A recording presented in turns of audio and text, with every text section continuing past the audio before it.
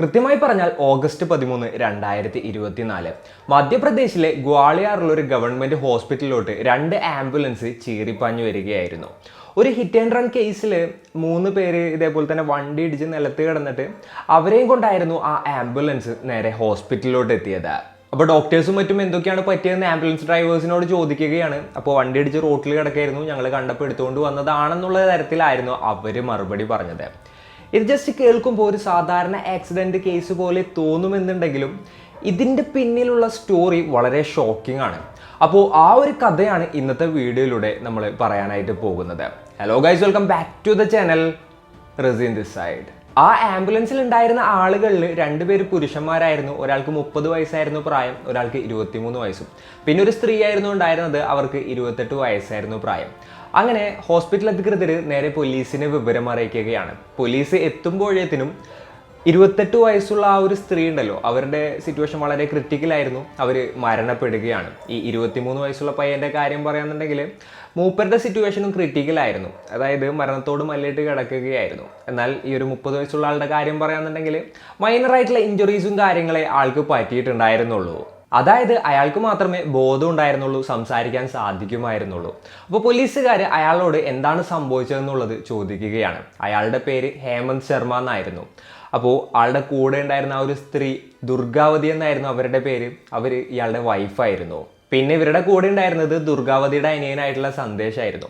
അപ്പോൾ പോലീസുകാർ എന്താണ് പറ്റിയെന്നുള്ളത് ഇയാളോട് ചോദിച്ചപ്പോൾ പറഞ്ഞത്, ഞങ്ങൾ അമ്പലത്തിലോട്ട് പോവുകയായിരുന്നു. അപ്പോൾ ആ ഒരു ടൈമിൽ ബാക്കിൽ നിന്നൊരു വണ്ടി വന്ന് ഇടിച്ചതാണ്. അപ്പോൾ പോലീസുകാർ ചോദിച്ചു ഏത് വണ്ടിയാണ് വന്ന് ഇടിച്ചതെന്നുള്ളത്. ലോഡ് കയറ്റിയ ഒരു ഏഷ്യർ വണ്ടിയാണ് വന്ന് ഇടിച്ചതെന്നായിരുന്നു ഇയാളുടെ മറുപടി. അങ്ങനെ പോലീസുകാർ ആ ഏരിയയിലുള്ള കംപ്ലീറ്റ് കൺട്രോൾ ടവറിലോട്ടും ഈ ഒരു ഇൻഫർമേഷൻ പാസ് ചെയ്യാണ്. 3 പേരെ വണ്ടി ഇടിച്ചിട്ട് നിർത്താതെ ഒരു ഏഷ്യർ പോയിട്ടുണ്ട്, അപ്പോൾ നിങ്ങൾ കാണുന്ന ഏഷ്യർ എല്ലാം തന്നെ പരിശോധിക്കണം എന്നുള്ള ഒരു ഇൻഫർമേഷൻ ആയിരുന്നു അത്. ഇതിനിടയിൽ നമ്മൾ നോക്കുകയാണെന്നുണ്ടെങ്കിൽ ഹേമന്തിന്റെ വൈഫായിട്ടുള്ള ദുർഗാവതി മരിച്ചിട്ടുണ്ടായിരുന്നല്ലോ. സോ ഇത് ജസ്റ്റ് ഒരു ഹിറ്റ് ആൻഡ് റൺ കേസ് അല്ല, അതിൻ്റെ ഒപ്പം ഒരു മരണം കൂടെ നടന്നിട്ടുണ്ട്. അപ്പോൾ അത്തരത്തിൽ കേസ് ഫയൽ ചെയ്യാണ്. അപ്പോൾ പോലീസുകാരെ ഏരിയയിൽ കംപ്ലീറ്റ് അരിച്ചു പറക്കിയിട്ടും അത്തരത്തിലുള്ള ഒരു ഏഷ്യർ വണ്ടി അവർക്ക് കണ്ടെത്താനായിട്ട് സാധിച്ചില്ല. അപ്പോൾ അതിനിടയിൽ ആ അമ്പലത്തിലോട്ട് പോകുന്നതും വരുന്നതും വഴികളിലുള്ള CCTVസും മറ്റുമൊക്കെ പോലീസുകാർ പരിശോധിക്കുകയാണ്. പോലീസുകാർ എത്രയൊക്കെ തന്നെ പരിശോധിച്ചിട്ടും അത്തരത്തിലുള്ള ഒരു ഏഷ്യർ വണ്ടി ആ ഒരു റൂട്ടിലൂടെ പോകുന്നത് അവർക്ക് കണ്ടെത്താനായിട്ട് സാധിച്ചില്ല. അതായത് ഇവർ പറയുന്ന ടൈമിൽ ആ ഒരു വണ്ടി അതിലൂടെ ക്രോസ് ചെയ്ത് പോയിട്ടില്ല. അതിന് കുറച്ച് മുന്നുള്ള ടൈം നോക്കിയിട്ടുണ്ടെങ്കിലും കുറച്ച് ശേഷമുള്ള ടൈം നോക്കിയിട്ടുണ്ടെങ്കിലും അത്തരത്തിലുള്ളൊരു വണ്ടി ക്രോസ് ചെയ്ത് പോയിട്ടുണ്ടായിരുന്നില്ല. അപ്പോൾ പോലീസിന് വീണ്ടും സംശയമായി. വീണ്ടും പോലീസുകാർ ഇതേപോലെ തന്നെ ഹോസ്പിറ്റലിലോട്ട് പോയിട്ട് ഹേമന്തിൻ്റെ അടുത്ത് ചോദിക്കുകയാണ്, ഏത് വണ്ടിയാണ് നിങ്ങൾ കണ്ടത്, നിങ്ങൾക്ക് ഉറപ്പുണ്ടോ എന്നുള്ളത്. അപ്പോൾ ഹേമന്ത് പറഞ്ഞു, ഞാൻ കണ്ടത് ലോഡ് ഗേറ്റ് ഒരു ഏഷ്യർ വണ്ടി തന്നെയാണ്, ആ വണ്ടി തന്നെയാണ് ഞങ്ങളെ ഇടിച്ചിട്ടിട്ട് നിർത്താതെ പോയത്, എനിക്ക് ഉറപ്പുണ്ടെന്നുള്ള കാര്യം അയാൾ പറയുകയാണ്. പിന്നെ ഇയാളുടെ അളിയൻ്റെ കാര്യം നോക്കുകയാണെന്നുണ്ടെങ്കിൽ ആൾക്കപ്പോഴും ബോധം വന്നിട്ടുണ്ടായിരുന്നില്ല. സോ അയാളെ ക്വസ്റ്റ്യൻ ചെയ്യാനും പറ്റാത്തൊരു സിറ്റുവേഷൻ ആയിരുന്നു. അങ്ങനെ ഒരു ഇൻസ്പെക്ടർ വീണ്ടും CCTV വിഷ്വൽസ് പരിശോധിക്കുന്ന പോലീസ് ടീമിനെ കോൺടാക്ട് ചെയ്യാണ്. ഒരു തവണ കൂടെ നോക്കാനായിട്ട് പറയാണ്. വേറെ വിഷ്വൽസും കാര്യങ്ങളും കിട്ടുകയെന്നുണ്ടെങ്കിൽ അതുകൂടെ ക്രോസ് ചെക്ക് ചെയ്യാനായിട്ട് പറയുകയാണ്. അപ്പോൾ ഉദ്യോഗസ്ഥർ പല CCTV വിഷ്വൽസും മറ്റും എല്ലാം തന്നെ പരിശോധിക്കുകയാണ്. എന്നാൽ അത്തരത്തിലുള്ള ഒരു ഏഷ്യർ വണ്ടിയും അവർക്ക് കണ്ടെത്താനായിട്ട് സാധിച്ചില്ല. വീണ്ടും പോലീസുകാർ വന്നിട്ട് ഈ ഹേമന്തിനോട് ചോദിക്കുകയാണ്, ഏഷ്യർ വണ്ടി തന്നെയാണോ ഒന്ന് ഉറപ്പുണ്ടോ എന്നുള്ളത്. അപ്പോൾ അയാൾ ഉറപ്പുണ്ടെന്നുള്ളത് പറയുകയാണ്. ആ ഒരു ടൈമൊക്കെ ആയപ്പോഴത്തേനും ഇൻസ്പെക്ടറുടെ ടോണിൽ ചെറിയ മാറ്റമൊക്കെ വന്നിട്ടുണ്ടായിരുന്നു. എന്തൊക്കെയാണെന്നുണ്ടെങ്കിലും നമുക്കിനി സ്റ്റേഷനിൽ പോയിട്ട് കുറച്ച് കാര്യങ്ങളോട് സംസാരിക്കാനുണ്ടെന്ന് പറഞ്ഞുകൊണ്ട് അയാളെ ഹോസ്പിറ്റലിൽ നിന്ന് നേരെ സ്റ്റേഷനിലോട്ട് കൊണ്ടുപോകുന്ന ഒരു സിറ്റുവേഷൻ ആയിരുന്നു ഉണ്ടായത്. സ്റ്റേഷനിലെത്തിയിട്ടും ഇയാളോട് ആദ്യം തന്നെ ചോദിച്ച ചോദ്യം എന്തായിരുന്നു എന്ന് വെച്ച് കഴിഞ്ഞിട്ടുണ്ടെങ്കിൽ ഏത് വണ്ടിയാണ് തട്ടിയെന്നുള്ളത് തന്നെയായിരുന്നു. അപ്പോഴും അയാൾ ഈ ഏഷ്യർ വണ്ടി തന്നെയാണ് തട്ടിയെന്നാണ് പറഞ്ഞത്. അതോടുകൂടി പോലീസുകാരൻ്റെ ആ ഒരു ആറ്റിറ്റ്യൂഡ് തന്നെ കംപ്ലീറ്റ് ആയിട്ട് മാറുകയാണ്. അയാൾ പറഞ്ഞു, ഞങ്ങൾ ആ ഏരിയയിലുള്ള കംപ്ലീറ്റ് CCTV വിഷ്വൽസും കാര്യങ്ങളൊക്കെ പരിശോധിച്ചു, നീ പറയുന്ന ടൈമിൽ അതുപോലൊരു വണ്ടി പോയിട്ടില്ല, നീ ആരെയാണ് പറ്റിക്കാൻ നോക്കുന്നത്, നീ എന്തിനാണ് നുണ പറയുന്നത്, അങ്ങനെയൊക്കെയുള്ള കാര്യങ്ങൾ ഈ ഒരു ഹേമന്തിനോട് ചോദിച്ചപ്പോൾ ആള് പിന്നെയും തിരിച്ചു പറയാണ്. അതായത് ഏത് വണ്ടിയാണ് തട്ടിയതെന്ന് എനിക്ക് ഓർമ്മയില്ല, വണ്ടി തട്ടിയ ടൈമിൽ ഞാൻ ഇതേപോലെ തന്നെ റോഡിൻ്റെ സൈഡിലോട്ട് വീഴാണ് ഉണ്ടായത്, ആ ടൈമിൽ എൻ്റെ ബോധം പോയി, അങ്ങനെ പറഞ്ഞു. പിന്നീട് ഇയാളെ ക്വസ്റ്റ്യൻ ചെയ്തപ്പോൾ അയാൾ മുന്നും തൊടാതെയുള്ള മറുപടികളായിരുന്നു പറഞ്ഞത്. അതായത് ഇയാൾ പറയുന്ന ആൻസേഴ്സ് ഒന്നും തന്നെ സിങ്ക് ആവുന്നില്ല. അപ്പോൾ പോലീസുകാർ ഒന്നുകൂടെ പോലീസ് സ്റ്റൈലിൽ ക്വസ്റ്റ്യൻ ചെയ്തപ്പോൾ അയാൾ ലാസ്റ്റ് പറഞ്ഞു, ഞങ്ങളെ വന്ന് ഇടിച്ചത് ഒരു കാറാണെന്ന് തോന്നുന്നുണ്ടെന്നുള്ളത്. അപ്പോൾ പോലീസുകാർ പറഞ്ഞു, നീ എന്താണ് ഇത്ര നേരം ഏഷ്യർ എന്ന് പറഞ്ഞുകൊണ്ടിരുന്നത്, ഈ കാറാണെന്നുള്ള കാര്യം എനിക്ക് നേരത്തെ പറയാറുന്നില്ല, ഞങ്ങളൊക്കെ പൊട്ടന്മാരാണെന്ന് നീ വിചാരിച്ചു എന്നൊക്കെ ചോദിക്കുകയാണ്. അപ്പോൾ വീണ്ടും എന്താ പറയുക, ഈ ക്വസ്റ്റ്യനിങ്ങിൻ്റെ രീതി മാറുകയാണ്. നല്ല കടുപ്പത്തിൽ പോലീസ് സ്റ്റൈലിൽ ക്വസ്റ്റ്യൻ ചെയ്യാണ്. അവസാനം ഇയാൾക്ക് പിടിച്ചു നിൽക്കാനായിട്ട് സാധിക്കുന്നുണ്ടായിരുന്നില്ല. അവസാനം എന്തൊക്കെയാണ് നടന്നതെന്നുള്ളത് ഇയാൾ പോലീസിനോട് പറയാനായിട്ട് തുടങ്ങി. ആ ഒരു സ്റ്റോറി കേട്ട് പോലീസുകാർ തന്നെ അക്ഷരാർത്ഥത്തിൽ ഷോക്കാവുകയാണ്. ഈ ഒരു ദുർഗാവതിയും ഹേമന്തും കോളേജ് ഫ്രണ്ട്സ് ആണ്.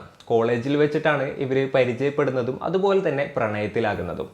ഇവരുടെ പ്രണയത്തിൻ്റെ കാര്യമൊക്കെ ഇവരുടെ രണ്ടുപേരുടെയും വീട്ടിലൊക്കെ അറിയുകയാണ്. എന്നാൽ ആ രണ്ട് ഫാമിലിയും ഇതിനെ എതിർക്കുകയായിരുന്നു. കോളേജൊക്കെ കഴിയുന്നത് വരെ ദുർഗാവതി പിടിച്ചു നിന്നു. എന്നാൽ കോളേജ് കഴിഞ്ഞ ഉടനെ തന്നെ ആ ഒരു പെൺകുട്ടിയെ വിവാഹം കഴിപ്പിച്ച് അയക്കുകയായിരുന്നു. അപ്പോൾ ഒരു 7-8 മാസമൊക്കെ കഴിഞ്ഞപ്പോൾ ഇയാളും വേറെ കല്യാണം കഴിക്കുകയായിരുന്നു. എന്നാൽ ഹേമന്ത് ഉദ്ദേശിച്ചതുപോലെ ആയിരുന്നില്ല കാര്യങ്ങൾ നടന്നത്. ഈ ദുർഗാവതി കല്യാണം കഴിഞ്ഞ് കുറച്ച് നാൾ കഴിഞ്ഞപ്പോൾ ഹസ്ബൻഡുമായിട്ട് പ്രശ്നം ഉണ്ടാക്കിയിട്ട് നേരെ വീട്ടിൽ വന്ന് നിൽക്കുകയായിരുന്നു. അതുപോലെ തന്നെ ഡിവോഴ്സിന് കൊടുക്കുകയും ചെയ്തു. അവർക്ക് ഡിവോഴ്സ് ലഭിക്കുകയും ചെയ്തു. ഈ ഡിവോഴ്സ് കിട്ടിയതിന് ശേഷം വീണ്ടും ഈ ദുർഗാവതി ഹേമന്തിനെ കോണ്ടാക്ട് ചെയ്യാണ്. ഇവർ തമ്മിൽ വീണ്ടും കോണ്ടാക്റ്റിലാവുകയാണ്. ഇവർ എന്താ പറയുക, വീണ്ടും പ്രണയിക്കാനായിട്ട് തുടങ്ങുകയാണ്. രണ്ടുപേരും വേറെ ആരും അറിയാതെ ഒരുമിച്ച് കാണാനും കറങ്ങാനും അതുപോലെ തന്നെ ഒരു റൊമാൻറ്റിക് റിലേഷൻഷിപ്പ് മെയിൻറ്റെയിൻ ചെയ്ത് മുന്നോട്ട് കൊണ്ടുപോകാനും തുടങ്ങി. അപ്പോൾ ഇതിനിടയിൽ എന്താ പറയുക, തൻ്റെ മുൻകാമുകിയുമായിട്ടുള്ളൊരു ബന്ധം കണ്ടിന്യൂ ചെയ്ത സമയത്ത് തൻ്റെ ഭാര്യയോടുള്ള ഒരു താല്പര്യം അയാൾക്ക് കുറയുകയാണ്. അങ്ങനെ അയാളുടെ ഭാര്യയെ ഒഴിവാക്കാനായിട്ട് തീരുമാനിക്കുകയായിരുന്നു. അങ്ങനെ കുറച്ച് നാൾ കഴിഞ്ഞിട്ട് ഹേമന്തിൻ്റെ വൈഫിന് ഡിവോഴ്സ് നോട്ടീസ് കൊടുക്കുകയാണ്. മ്യൂച്വലി അവർ പിരിയുകയും ചെയ്തു. എന്നാൽ ഇതിന് ശേഷവും ഈ ഒരു ഹേമന്തിൻ്റെ ആണെന്നുണ്ടെങ്കിലും ദുർഗാവതിയുടെ ഫാമിലി ആണെന്നുണ്ടെന്നുണ്ടെങ്കിലും ഇവരുടെ രണ്ടുപേരുടെയും കല്യാണത്തിന് സമ്മതിച്ചില്ല. അവസാനം വീട്ടുകാരൊക്കെ എതിർത്ത് കോർട്ടിൽ പോയിട്ടായിരുന്നു ഇവർ വിവാഹം കഴിച്ചത്. അപ്പോൾ പോലീസുകാർ ചോദിച്ചു, ഓക്കെ, നീ പ്രണയിച്ച ആ ഒരു സ്ത്രീയെ നീ കല്യാണം കഴിച്ചു, പിന്നെന്തിനാണ് ഇത്തരത്തിലുള്ള കാര്യങ്ങളൊക്കെ ഉണ്ടായത് എന്നുള്ളത്. അപ്പോഴാണ് അയാൾ ബാക്കി സ്റ്റോറി പറയുന്നത്. അതെ, ഞങ്ങൾ പ്രണയിച്ച് തന്നെയാണ് വിവാഹം കഴിച്ചത്. എനിക്ക് അവൾ അത്രയ്ക്ക് ഇഷ്ടമായിരുന്നു, അത്രയും ആത്മാർത്ഥമായിട്ടായിരുന്നു ഞാൻ സ്നേഹിച്ചിരുന്നത്. അതുപോലെ തന്നെ അവൾ എന്നോട് തിരിച്ചും അങ്ങനെ തന്നെയായിരുന്നു. എന്നാൽ വിവാഹം കഴിഞ്ഞതിന് ശേഷമാണ് അവളുടെ യഥാർത്ഥ സ്വഭാവം എനിക്ക് മനസ്സിലാകുന്നത്. അവളുടെ ലൈഫ് സ്റ്റൈൽ എന്നൊക്കെ പറഞ്ഞു കഴിഞ്ഞിട്ടുണ്ടെങ്കിൽ ഭയങ്കര എക്സ്പെൻസീവ് ആയിരുന്നു. വളരെ എക്സ്ട്രാവഗൻ്റ് ആയിട്ടുള്ള ഒരു എന്താ പറയുക, ചിലവാക്കുന്ന ഒരു രീതിയായിരുന്നു അവൾക്ക് ഉണ്ടായത്. ചിലവെന്നൊക്കെ പറഞ്ഞു കഴിഞ്ഞിട്ടുണ്ടെങ്കിൽ വൻ ചിലവായിരുന്നു. തൻ്റെ വരുമാനത്തിനേക്കാൾ കൂടുതൽ ആ ഒരു സ്ത്രീ ചിലവാക്കാറുണ്ടായിരുന്നുവെന്നും അവസാനം എന്താ പറയുക, തൻ്റെ വരുമാനം പോരാതെ വന്നപ്പോൾ സുഹൃത്തുക്കളുടെ കയ്യിൽ നിന്നും അയൽവക്കക്കാരുടെ കയ്യിൽ നിന്നും ബാക്കിയുള്ള എല്ലാവരുടെ അടുത്തു നിന്നും കടം വാങ്ങേണ്ടി വന്നുവെന്നും അതുപോലെ തന്നെ ഈ പൈസയൊക്കെ ഇങ്ങനെ തൂവിക്കളയായിരുന്നു എന്നാണ് പറഞ്ഞത്. അതായത് മേക്കപ്പ് കിറ്റ് വാങ്ങുക, ഡ്രസ്സ് വാങ്ങുക, അത് വാങ്ങുക, ഇത് വാങ്ങുക, ഷോപ്പിങ്ങിന് പോവുക, പുതിയ ഗാഡ്ജറ്റ്സ് അപ്ഗ്രേഡ് ചെയ്യുക. അതായത് അങ്ങനെയുള്ളൊരു ലൈഫ് സ്റ്റൈലായിരുന്നു ആ ഒരു പെൺകുട്ടിയുടേത്. ഫുൾ ടൈം ഷോപ്പിംഗ് തന്നെ. അതായത് ഒരു ഷോപ്പിംഗ് മേനിയാക്ക്, അല്ലാന്നുണ്ടെങ്കിൽ ഒരു ഷോപ്പിംഗ് അഡിക്റ്റ് ആയിരുന്നു അവൾ. ഞാൻ എത്ര പറഞ്ഞിട്ടും അവൾ കേട്ടില്ല. എത്രയൊക്കെ തന്നെ ചിലവ് ചുരുക്കാൻ പറഞ്ഞിട്ടും അവൾ കേട്ടില്ല. അതായത് ഞാനിപ്പോൾ തെരുവിലിറങ്ങേണ്ട ഒരു സിറ്റുവേഷനിലോട്ട് എത്തിയിട്ടുണ്ടായിരുന്നു എന്നാണ് അയാൾ പോലീസിൻ്റെ അടുത്ത് പറഞ്ഞത്. എത്രയൊക്കെ ട്രൈ ചെയ്തിട്ടും അവൾ നന്നാകുന്നുണ്ടായിരുന്നില്ല. അവസാനം ഞാൻ ഡിവോഴ്സ് ചെയ്യാൻ തന്നെ തീരുമാനിച്ചു. അവളുടെ അടുത്ത് കാര്യം പറഞ്ഞപ്പോൾ അവൾ പറഞ്ഞു പറ്റില്ല എന്നുള്ളത്. അതായത് ഞാൻ ഓൾറെഡി മുൻപത്തെ ഹസ്ബൻഡിനെ ഡിവോഴ്സ് ചെയ്തിട്ടാണ് നിൻ്റെ അടുത്തോട്ട് വന്നത്. അത് നിൻ്റെ കൂടെ ജീവിക്കാനാണ്, നീ എന്നെ സഹിച്ചേ പറ്റുള്ളൂ, ഞാൻ എന്തായാലും നിനക്ക് ഡിവോഴ്സ് തരില്ല എന്നുള്ളത് ആ ഒരു സ്ത്രീ പറയുകയാണ്. ഇയാൾക്കാണെന്നുണ്ടെങ്കിൽ ഈ സ്ത്രീയുടെ ഒപ്പം ജീവിക്കാനും പറ്റില്ല എന്നുള്ളൊരു സിറ്റുവേഷനിലോട്ട് കാര്യങ്ങളെത്തി. ഡിവോഴ്സ് ഇട്ട് തരുന്നുമില്ല. അപ്പം എങ്ങനെ ഇവർ ഒഴിവാക്കും എന്നുള്ളത് ആൾ ചിന്തിക്കുകയാണ്. അങ്ങനെയാണ് ആളുടെ മൈൻഡിലോട്ടൊരു പ്ലാൻ വരുന്നത്. അങ്ങനെ ആളുടെ 3 സുഹൃത്തുക്കളെ വിളിച്ചിട്ട് ആളുടെ പ്ലാൻ പറയുകയും ചെയ്തു. അതുപോലെ തന്നെ അവർ സഹായിക്കാമെന്ന് ഏൽക്കുകയും ചെയ്തു. പ്ലാൻ എന്തായിരുന്നു എന്ന് വെച്ച് കഴിഞ്ഞിട്ടുണ്ടെങ്കിൽ തൻ്റെ വൈഫിൻ്റെ അനിയനെയും കൊണ്ട് ബൈക്കിൽ താൻ അമ്പലത്തിലോട്ട് പോകുമെന്നും അപ്പോൾ നിങ്ങൾ ഏതെങ്കിലും ഒരു വണ്ടി എടുത്ത് വന്നിട്ട് ഒരു ആക്സിഡൻറ്റ് പോലെ ഒരു സംഭവം സെറ്റ് ചെയ്യണമെന്നും, അതായത് വണ്ടി വന്നായിരിക്കുന്ന ടൈമിൽ എനിക്കറിയാലോ ഏതായിരിക്കും വണ്ടി എന്നുള്ളത്, ഞാൻ ചാടി രക്ഷപ്പെട്ടോളാം, അപ്പോൾ നല്ല രീതിയിൽ തന്നെ ഇടിച്ചോ, എന്താണെന്നുണ്ടെങ്കിലും ദുർഗാവതി രക്ഷപ്പെടരുത്, മറ്റേ പയ്യനെന്ത് പറ്റിയാലും കുഴപ്പമൊന്നുമില്ല. അപ്പോൾ ആ ഒരു രീതിയിൽ നമുക്ക് കാര്യങ്ങൾ പ്ലാൻ ചെയ്യാമെന്നുള്ളത് ഇയാളുടെ സുഹൃത്തുക്കളോട് പറയുകയാണ്. ഇയാളുടെ 3 സുഹൃത്തുക്കളും അതിന് ഓക്കെ പറയുകയും ചെയ്തു. പിന്നെ ഇത്തരത്തിൽ വണ്ടി കൊണ്ടുവരണം, വണ്ടി ഇടിക്കണം, അങ്ങനെയുള്ള കുറേ കാര്യങ്ങളൊക്കെ ഉണ്ടല്ലോ, ഇതിന് ചിലവുണ്ട്.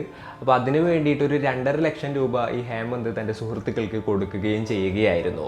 അങ്ങനെ പ്ലാൻ ചെയ്ത ദിവസം വന്നെത്തി. അപ്പോൾ ഇവർ ഇറങ്ങുന്ന ടൈമിൽ ഇൻഫർമേഷനും കാര്യങ്ങളൊക്കെ പാസ് ചെയ്യാണ്. ഇവർ അമ്പലത്തിലോട്ട് പോകുന്ന വഴി ഒരു സുഹൃത്തിൻ്റെ ഫോർഡ് എക്കോ സ്പോർട്ടിലായിരുന്നു ഈ ടീം വന്നിട്ടുണ്ടായിരുന്നത്. അപ്പോൾ ഇയാൾ മിററിൽ കണ്ടു ആ വണ്ടി വരുന്നത്. അപ്പോൾ കറക്റ്റായിരിക്കുന്ന ടൈമിൽ ഇയാൾ ഓപ്പോസിറ്റ് സൈഡിലോട്ട് എടുത്ത് ചാടുകയായിരുന്നു.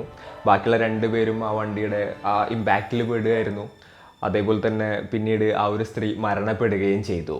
ഇവർ അമ്പലത്തിലോട്ട് പോകുന്ന വഴി വലിയ ആൾക്കാരൊന്നും ഇല്ലാത്തൊരു സ്ഥലം ഉണ്ടായിരുന്നു. ആ ഒരു ഏരിയ ആയിരുന്നു ഈ ഒരു ആക്സിഡന്റിന് വേണ്ടിയിട്ട് അവർ പ്ലാൻ ചെയ്തിട്ടുണ്ടായിരുന്നത്. കറക്റ്റ് ആ ഒരു ടൈമിൽ തന്നെയായിരുന്നു, അതായത് ആ ഒരു സ്ഥലത്ത് വെച്ചിട്ട് തന്നെയായിരുന്നു ആ വണ്ടി വന്ന് ഇടിച്ചതും അതുപോലെ തന്നെ ഇയാൾ അപ്പുറത്തോട്ട് ചാടിയതും മറ്റു രണ്ടുപേർക്കും ഗുരുതരമായിട്ടുള്ള പരിക്കുകളേറ്റതും. അപ്പോൾ ഈ കഥയും കാര്യങ്ങളൊക്കെ അറിഞ്ഞ് പോലീസുകാർ ബാക്കിയുള്ള 3 ഫ്രണ്ട്സിനെയും കൂടെ അറസ്റ്റ് ചെയ്യുകയായിരുന്നു. എന്താണല്ലേ, എക്സ്ട്രാവഗന്റ് ലൈഫ് സ്റ്റൈൽ കൺട്രോൾ ചെയ്യാൻ പറ്റാത്തത് കൊണ്ട് തൻ്റെ സ്വന്തം വൈഫിനെ കൊന്നുകളയുന്നൊരു സിറ്റുവേഷനിലോട്ടാണ് ഈ ഒരു കേസ് എത്തി നിൽക്കുന്നത്. എന്തൊക്കെയാണെന്നുണ്ടെങ്കിലും ഇവരിപ്പോൾ ജയിലിലാണ്. അതുപോലെ തന്നെ ഈ ഒരു കേസ് ഇപ്പോഴും നടന്നുകൊണ്ടിരിക്കുകയാണ്. അപ്പോൾ ഇന്നത്തെ ഒരു സ്റ്റോറി കേട്ടപ്പോൾ നിങ്ങൾക്ക് എന്താണ് തോന്നിയത്? നിങ്ങളുടെ തോട്ട്സും മറ്റും എന്തൊക്കെയാണെന്നുണ്ടെങ്കിലും താഴെ കമൻറ്റുകളായിട്ട് രേഖപ്പെടുത്തുക. അപ്പോൾ ഇന്നത്തെ ഒരു വീഡിയോയിൽ ഇത്രയൊക്കെ തന്നെ പറയാനുള്ളൂ. And it's me signing off. Peace. Stay peaceful guys. Stay safe.